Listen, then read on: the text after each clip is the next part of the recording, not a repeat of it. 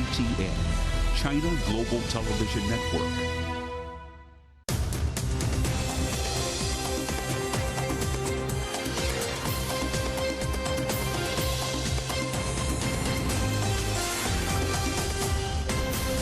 Live from London, this is The World Today.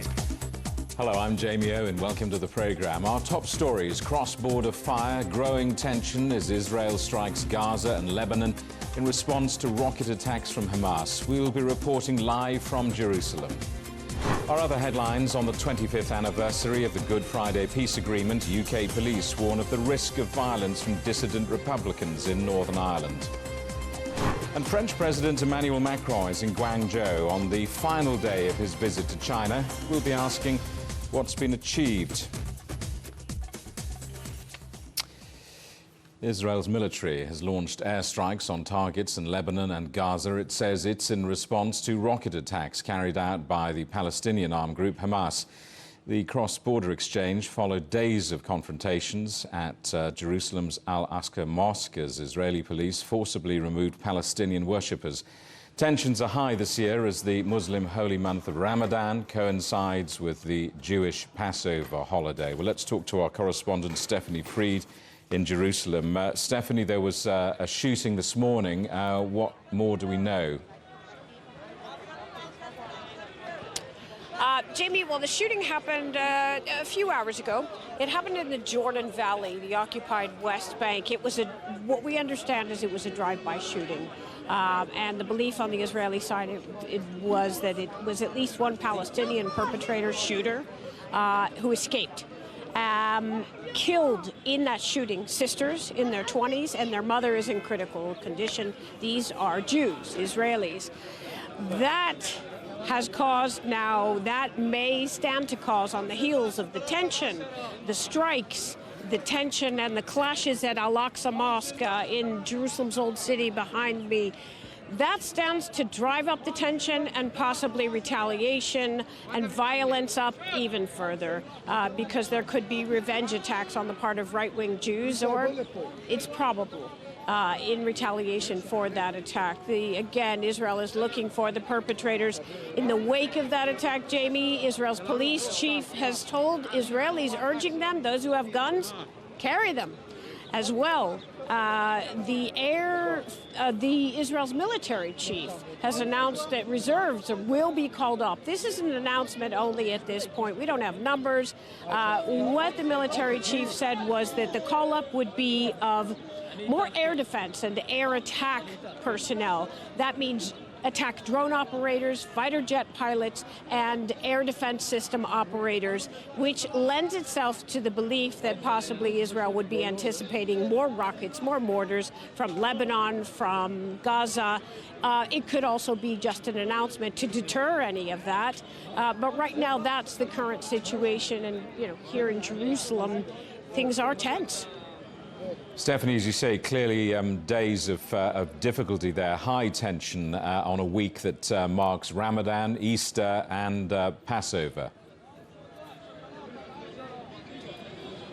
And that's right. And Jamie, just earlier going through the gate here, this leads to Al-Aqsa Mosque. It leads to the Christian Quarter. And if you think about the ancient or old city of Jerusalem behind me, that's a kilometer square, and it houses the holiest sites in the world, some of them, to all three of the major religions housed here: Christianity, Judaism, Islam. And this is the holy month of Ramadan. It's the Passover Jewish holiday. Today's Good Friday. Sunday is Easter Sunday.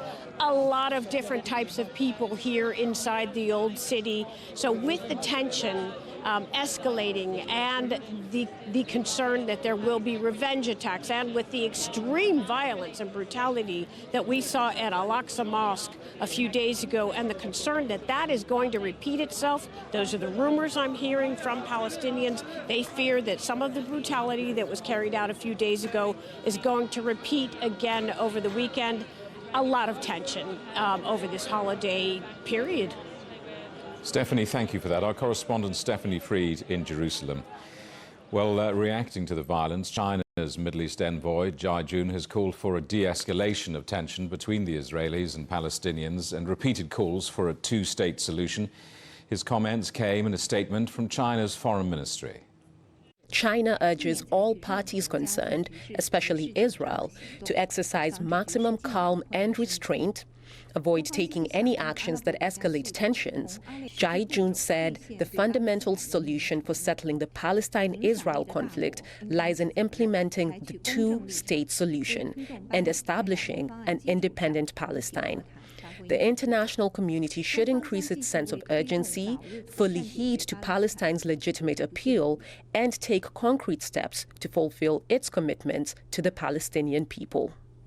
Now the rest of the day's news, and police in Northern Ireland are warning of potential violence from dissident Republicans during the Easter weekend. This comes ahead of the 25th anniversary of the Good Friday Agreement, the political deal that ended decades of sectarian violence fought between those who wanted to remain part of the UK and those who wanted to be part of a united Ireland. Our correspondent Li Jianhua reports. It's been more than 2 decades since the signing of the Good Friday Agreement, the historic deal that put an end to decades of violence known as the Troubles. Now there are warnings that the agreement and the peace it brought about could be in danger. Police in Northern Ireland have warned the public that they have strong intelligence terror attacks are being planned against their officers in Londonderry on Easter Monday. So it's going to be a really significant weekend for the PSNI, and there is also very strong community intelligence specifically coming forward in respect of Monday's events in Derry, Londonderry, and a real concern that there may be attempts to draw police in to serious public disorder and to use that then as a platform to launch terrorist attacks on police as well. So going into our operation, that's something that is very clearly right at the forefront of my mind, the minds of the commanders that will be delivering that, and of course our officers as well. This falls in line with warnings from the UK's intelligence agency, which earlier in March raised the terror threat level in Northern Ireland from substantial to severe. This means an attack is highly likely. Ireland's defence minister has gone on record as saying that any possible attacks on police officers are criminality in its worst form. Well, I think that news is shocking and I think very worrying, and I would condemn any attempts by anybody to injure or to attack the PSNI. And an attack on the PSNI is an attack on all of us on this island. There have already been sporadic outbreaks of violence in recent years, rioting 2 years ago, the fatal shooting a prominent journalist, and most recently, a senior police officer shot multiple times. Meanwhile, Northern Ireland remains in a political stalemate.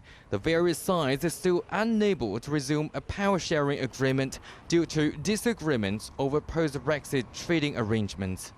These latest warnings come just ahead of the 25th anniversary of the signing of the Good Friday Agreement, which will be marked by the visits of US President Joe Biden and former President Bill Clinton. Li Jianhua, CGTN. Russian forces have very likely seized the center of Ukraine's battleground city Bakhmut. That's according to the latest intelligence from Britain's Ministry of Defense, which also says Moscow's troops are threatening a key supply route for Kyiv. This comes as the Russian Foreign Minister Sergei Lavrov, on a visit to Turkey, said any peace talks with Ukraine should focus on creating a new world order, and negotiations should be based on Russian interests and concerns. Aid agencies are warning that people will soon start dying in Ethiopia in the worst drought in decades. The United Nations estimates a tenth of the country's population, nearly 12 million people, are in the grip of hunger, while the livestock they rely on for food is already dying. Many people have moved into camps outside towns and cities due to a lack of drinking water.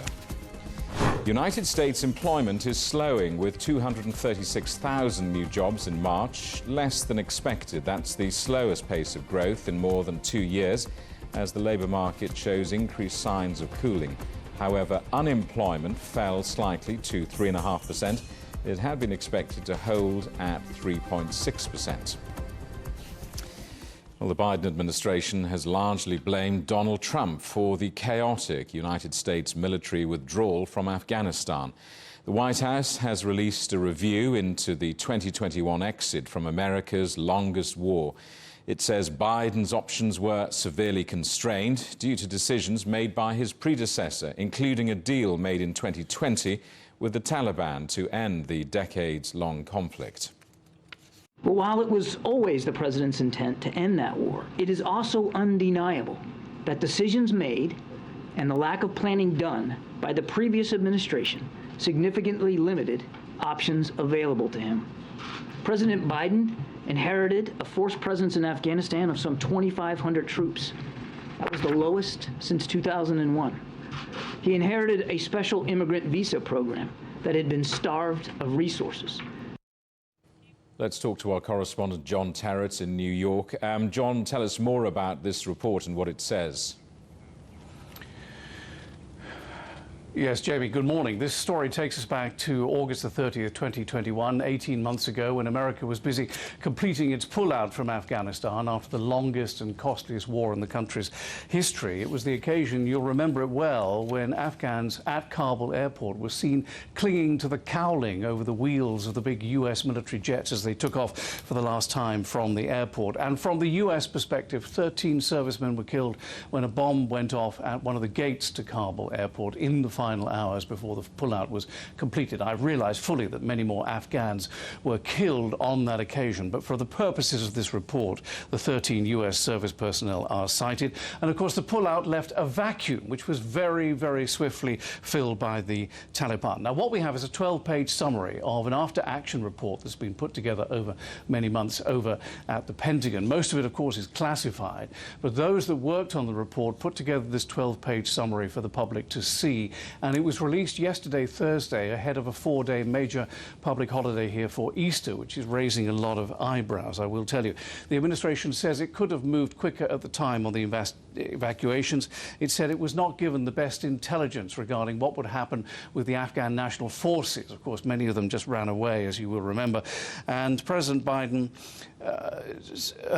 said that he was rather rushed into what happened barely 6 months after he took over because of deadlines set by the previous Trump administration. But he's always stressed, as I think you heard in that John Kirby clip there, that he was keen not to pass the war on to a fifth president, which is what it would have been after him. Now, the White House is blaming President Trump, as John Kirby was saying there, basically for negotiating with the Taliban in Qatar, where the leadership are, and not really talking to the Taliban on the ground in Afghanistan itself and doing a deal to stop them attacking American troops as they withdrawing American forces ahead of the deadline and not dealing significantly with the Afghan president in Kabul. Now, President Trump is still not on Twitter, but he is on Truth Social. Within hours of the publication on Thursday of this 12-page summary, Biden was on Truth Social calling the White House and President Biden morons for spreading disinformation. Jamie? John, is this the end of the matter? Does Afghanistan pass into history now, or does it have a longer shadow, a longer legacy? Well, I will tell you there's a real bitterness here among those who served in Afghanistan over those 20 years. Bitter because they asked the question, well, what was it all for? It was the longest war in U.S. history, the costliest war in U.S. history, and basically Afghanistan has gone back now to being where it was before U.S. troops went in the early 1980s. Now, John Kirby, I will just quote him again. He is a Navy retired admiral. He now speaks on behalf of the National Security Council at the White House. He actually said that the Biden administration was very proud of what they achieved, which in itself has raised eyebrows here. He said 124,000 Afghans were got out. They did retake a defunct airbase, which I assume he means is Bagram Airport, and he pointed out that many Afghans who worked with the U.S.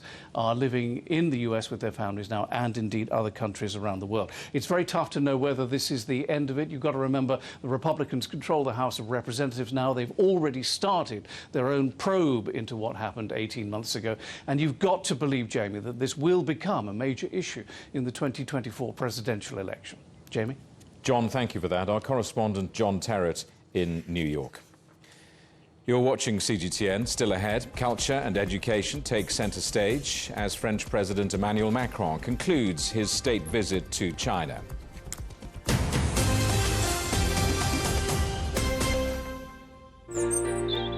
Ever wondered what's the difference between a bear and a bull market? Where are the cash cows? And who are the lame ducks? And what exactly are black swans? grey rhinos, and unicorn companies. Make sense of it all with Global Business, only on CGTN. There's a new agenda for a new world, accelerating change in almost every part of our lives. It's shifting the norms of how we work, travel, and connect. How we think, interact, and develop. It's a new reality, a new agenda with me, Juliet Mann.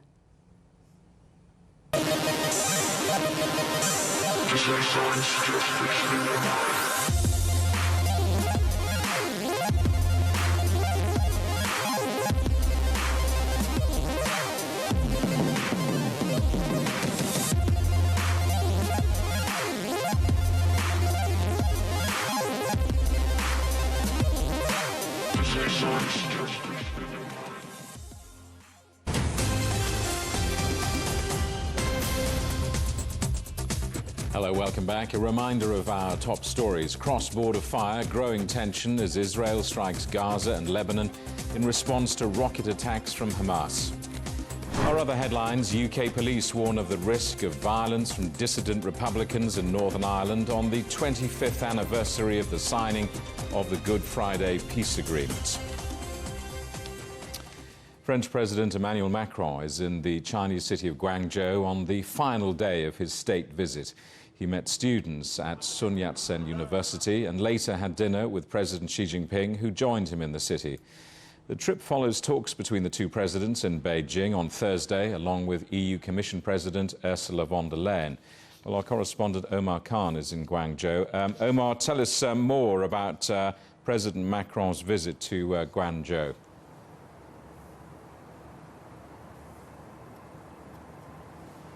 Well, Jamie, you could describe this visit by the French president as being quite academic focused. You mentioned it right there, that he spent most of the day at Sun Yat-sen University, a top institution not only in the city of Guangzhou, but nationally across China. So a bit of significance there to his visit. And building on that is the sort of the links this institution has with France. You could look at French energy multinational EDF. They helped establish a major nuclear engineering institute at the university. They also have a satellite campus down in the city of Zhuhai. They also have increased their exchanges with a variety of French university over the past years. Now, Emmanuel Macron's visit to Guangzhou is actually significant in another way. It makes him the first sitting French president, to visit South China. So a lot of things to celebrate on both ends here. Now, throughout the day, he arrived just after lunchtime. He was greeted by, of course, the university dean and other academic representatives.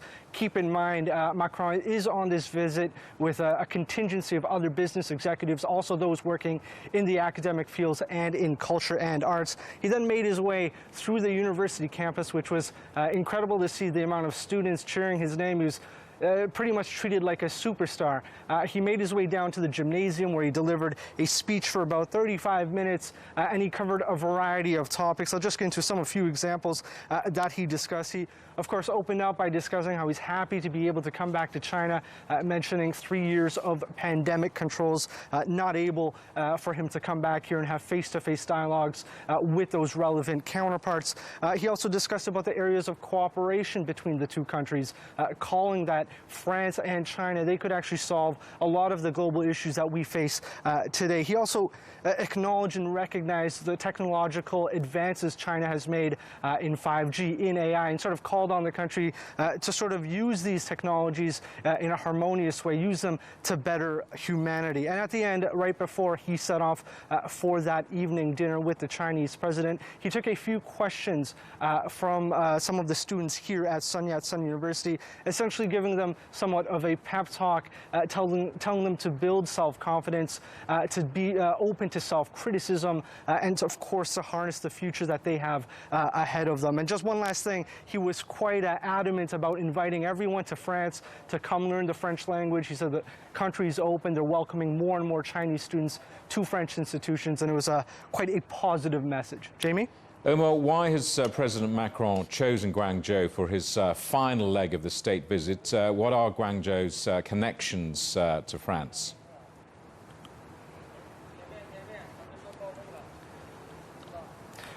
Well, we could put those business ties to the side, but it is worth mentioning companies like Airbus, a major aviation industry giant. They also have a research innovation center down here in Guangdong province. You also have a variety of other French companies that are running R&D centers here. Now, from a cultural standpoint, as you mentioned, actually this year, 35 years of sister city relations is being celebrated between Guangzhou and the city of Lyon. Put those two cities into context in their respective countries, both culinary destinations and cultural destinations.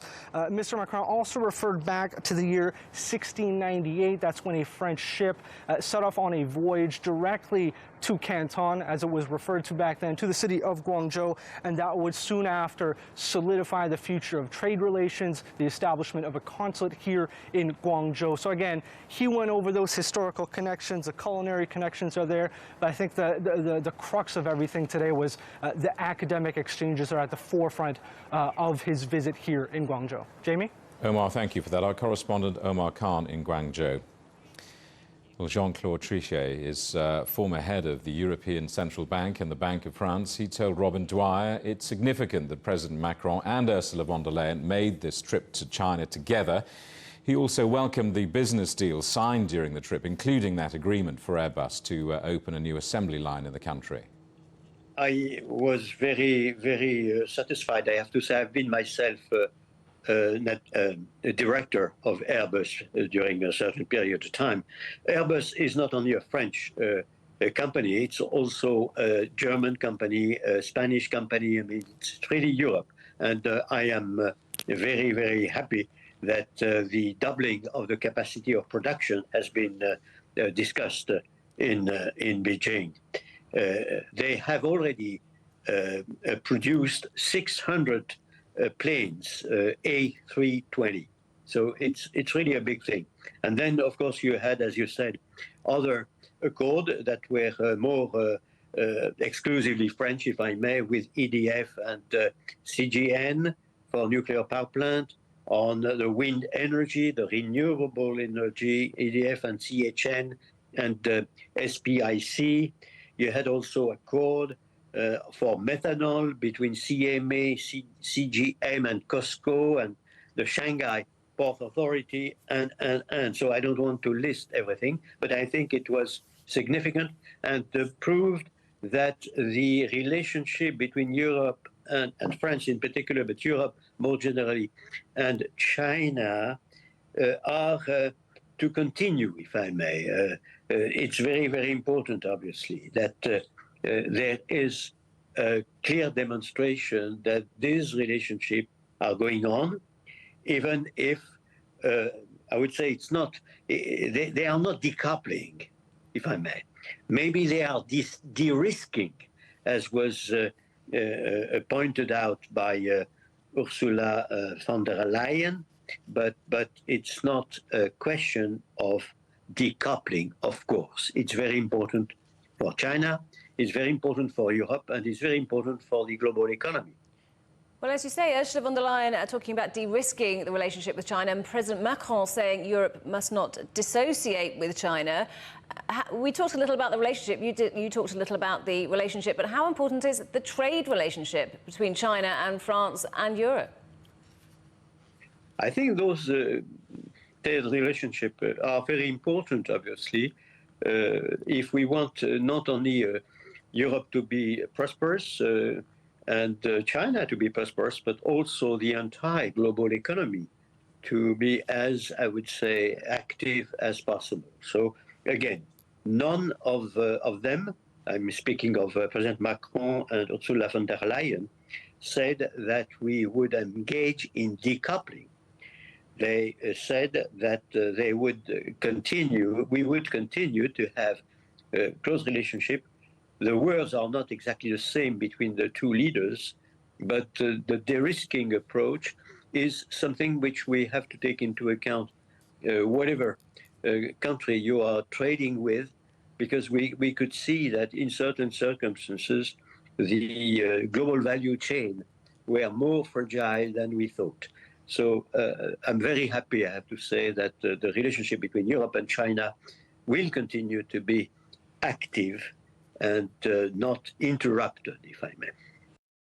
Well, away from the politics, the business and the diplomacy, cultural links between China and France have been renewed during President Macron's state visit. Our correspondent Ross Cullen reports. The French president addressing students in China, one of the final events on his three-day visit to the country.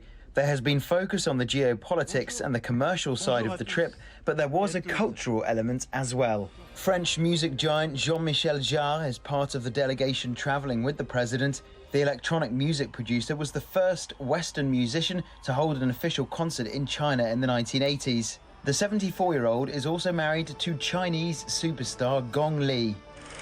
My relationship with China is still very mysterious to me. It's like a never-ending love story. It started, I've been the first Western musician to play China. I did in 1981 some concert in Beijing and Shanghai, and I think for both sides it became part of our own history. The two leaders welcomed a restart of bilateral ties on Macron's first trip to China since 2019. But aside from the business deals and political agreements, there are other artistic links that illustrate the close connection of cultures. Well, this is the iconic Inside Out Pompidou Centre here in Paris. This is the original, but there is another sister museum in Shanghai. And next year we'll see a continuation of the cultural exchanges, as France's famous Palace of Versailles signed a deal during Macron's trip with the Forbidden City in Beijing for a 2024 exhibition about historic ties between France and China. Ross Cullen, CGTN, Paris. Researchers in China have published analysis collected more than 3 years ago from a Wuhan market, the location of the first known outbreak of COVID-19. It reveals swabs that tested positive for the virus also contained genetic material from wild animals. Some scientists say this is further evidence that the disease was initially transmitted from an infected animal to a human, but others say it still falls short of definitive proof. You can get highlights from the week's news in Europe and China direct to your inbox from CGTN's Storyboard email newsletter. Sign up at europe.cgtn.com/newsletter. The headlines again. Cross-border fire, growing tension as Israel strikes Gaza and Lebanon in response to rocket attacks from Hamas. Our other headlines, UK police warn of the risk of violence from dissident Republicans in Northern Ireland on the 25th anniversary of the signing of the Good Friday Peace Agreement. And French President Emmanuel Macron travels to Guangzhou on the final day of his state visit to China. And that is The World Today. Thank you for watching. We're back with more news at the top of this hour. Coming up next, it's World Insight. For now, from all of the team in London, it's goodbye.